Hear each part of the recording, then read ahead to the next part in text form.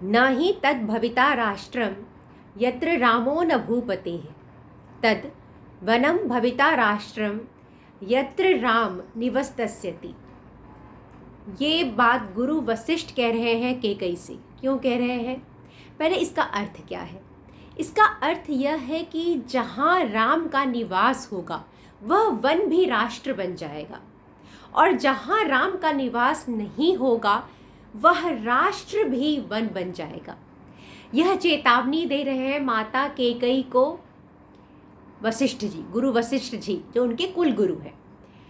तो ये क्यों कह रहे हैं? क्योंकि कैकई उनसे बार बार यह दबाव डाल रही हैं दशरथ जी पर वह किसी भी प्रकार के सैनिक रत्न या कोई भी सहायक राम के साथ वन में ना भेजें।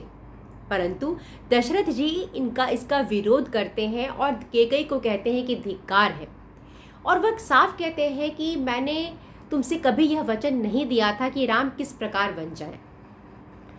और जिस पर कि राम जी अपने पिताजी को समझाते हुए कहते हैं कि पिताजी, जब मैं भौतिक भोगों के प्रति आसक्ति छोड़ ही चुका हूँ, तब आप क्यों चाहते हैं कि मैं सैनिक लेके जाऊँ? इन सब का मुझे क्या प्रयोजन है? और वह तब अपने पिताजी को बहुत अच्छी बात समझाते हैं। राम जी कहते हैं कि पिताजी, जब श्रेष्ठ गजराज का दान कर दिया जाता है तब उसकी रस्से के प्रति आसक्ति नहीं रखनी चाहिए। अर्थात जब हाथी का दान, श्रेष्ठ हाथी का दान ही कर देते हैं हाथी का, तो उसकी रस्सी में मन लगा कर क्या फ़ायदा? इसका भाव यह है कि जिस किसी भी चीज़ के प्रति हमने आसक्ति को छोड़ दिया है, उसके लिए उससे जो जुड़ी चीज़ें होती हैं उन्हें सोच कर आसक्त रहना ठीक नहीं है। उदाहरण के तौर पर किसी व्यक्ति ने अपनी किसी ज़मीन को या अपनी किसी ज़मीन को दान दिया है, और वह व्यक्ति ज़मीन दान दे चुका है, परंतु फिर भी वह दिन प्रतिदिन जाता है, उसे देखता है कि मेरा ज़मीन था, फिर जाता है देखता, अरे ये मेरा ज़मीन था, मैंने दान किया था। यह आचरण ठीक नहीं है। उस चीज़ को दान देने के बाद उसके प्रति कोई आसक्ति नहीं होनी चाहिए, तभी वो दान पूर्ण माना जाएगा। यह बात वह अपने पिता दशरथ जी को समझाते हैं, और तब वह कैकई की दासियों से कहते हैं कि दासी, मुझे तुम खंती लाके दो, कुदारी लाके दो, वलकल वस्त्र लाके दो, जिसका कि वन में मैं उपयोग कर सकूँगा। और जिस पर माता कैकई जो ये सुनती हैं वह तुरंत जाती हैं और कई सारे वलकल वस्त्र ले आती हैं। अब सब लोग अवाक रह जाते हैं जब माता कैकई स्वयं वलकल वस्त्र राम को देती हैं। कैकई क्या इतनी ज़्यादा, उनका आचरण इतना ज़्यादा गिर जाएगा? लोग अचंभित थे, यह कैसे हो सकता है? कल तक जिस पुत्र को वह अपने प्राणों से भी बढ़कर मानती थी, उस पुत्र के साथ इतना इतना इतना बुरा बर्ताव। जब यह देखते हैं वशिष्ठ जी तो उन्हें बहुत लाज आता है, बहुत शर्मिंदगी महसूस होती है। राम जी 2 वलकल वस्त्र निकालते हैं और वो पहनते हैं, लक्ष्मण जी भी वलकल वस्त्र पहनते हैं। वहीं सीता खड़ी होती हैं। सीता डरी सकुची सी रहती है और वह वलकल वस्त्र 1-2 कैकई के हाथों से लेती हैं, परंतु उन्हें पहनना नहीं आता। और वह राम जी से कहती हैं कि स्वामी, मुझे नहीं पता कि वलकल कैसे धारण किया जाता है। स्त्रियां जो वहाँ पर हैं सभी अवाक हैं कि कैकई ने अपनी पुत्र वधू को वलकल वस्त्र दिया। वह कहने लगती हैं कि राम, तुम सीता को लेके वन में मत जाओ।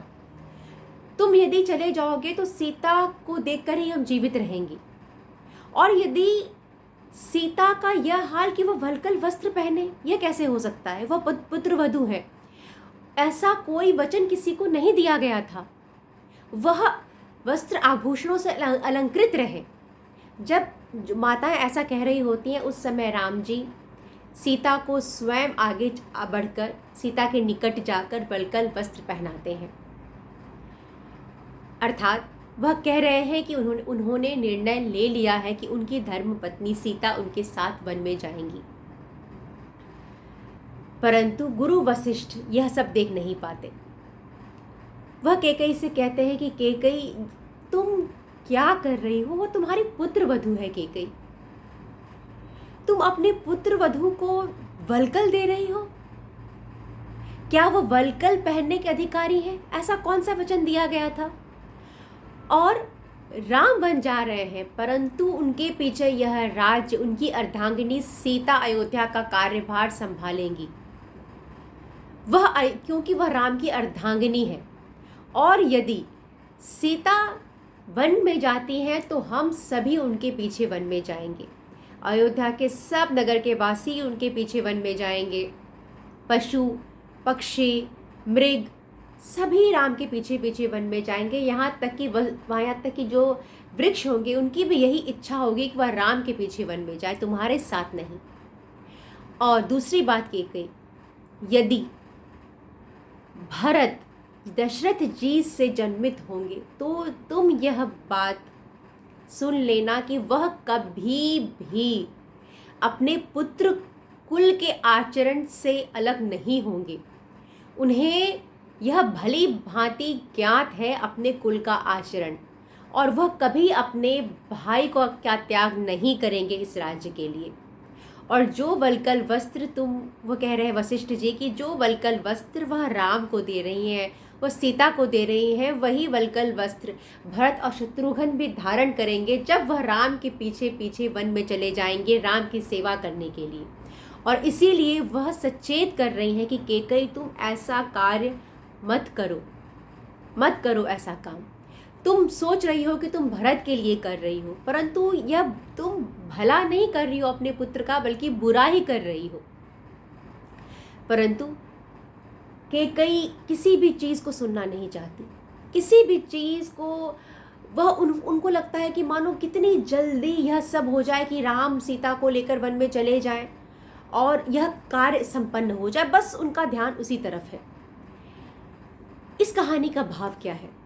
इस कहानी का भाव यह है कि व्यक्ति जब निर्लज्जता पर आता है, अपने संस्कारों से गिरता है, तब वह कितना गिर जाता है वह स्वयं भी नहीं पता लगा पाता। उसको स्वयं भी यह ज्ञात नहीं होता कि उसके संस्कार कितने गिरते जा रहे हैं। तो संस्कार इतने सुदृढ़ हों कि वह परिस्थिति के मोहताज ना हो, कि कोई विपरीत परिस्थिति आई और संस्कार लड़खड़ा गए, ऐसा नहीं होना चाहिए। दूसरा यह कि गुरु वशिष्ठ कह रहे हैं कि राम के पीछे सीता अयोध्या के कार्यभार को संभालेंगी। तो त्रेता युग की ये कहानी है। उस समय का समाज, उस समय के समाज में यह कथन ही स्त्री की श्रेष्ठता को सिद्ध करता है कि हमारा समाज कितना आधुनिक था। और यहाँ देख लीजिए राम तीसरा भाव जो यह इस कहानी में है कि राम स्वयं आकर अपनी पत्नी को वल्कल वस्त्र धारण कर रहे हैं। जब उनकी पत्नी की विपरीत परिस्थिति है तो राम अपनी पत्नी के मान को बढ़ा रहे हैं, स्वयं उन्हें वल्कल वस्त्र पहनाकर। तो पत्नी के मान का भी प्रदर्शन है कि राम जी ने हर समय अपनी पत्नी के मान को, प्रेम तो उन्होंने सीता से किया ही, परंतु उन्होंने अपने संबंध के मान के, अपने संबंध की गरिमा की भी रक्षा की, जो कि संबंध को सुदृढ़ करने का बहुत एक बुनियाद है। तो यह सब चीज़ें हमें इस कहानी में सीखने को मिलती हैं। अब आगे क्या होगा? क्या अयोध्या की पुत्र वधू वल्कल वस्त्र पहन के वन में जाएंगी या वस्त्र आभूषणों से अलंकृत हो वन में जाएंगी?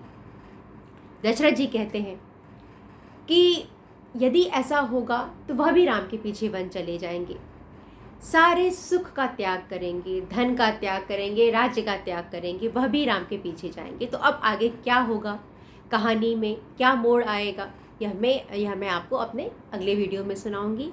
मुझे सुनने के लिए बहुत बहुत धन्यवाद।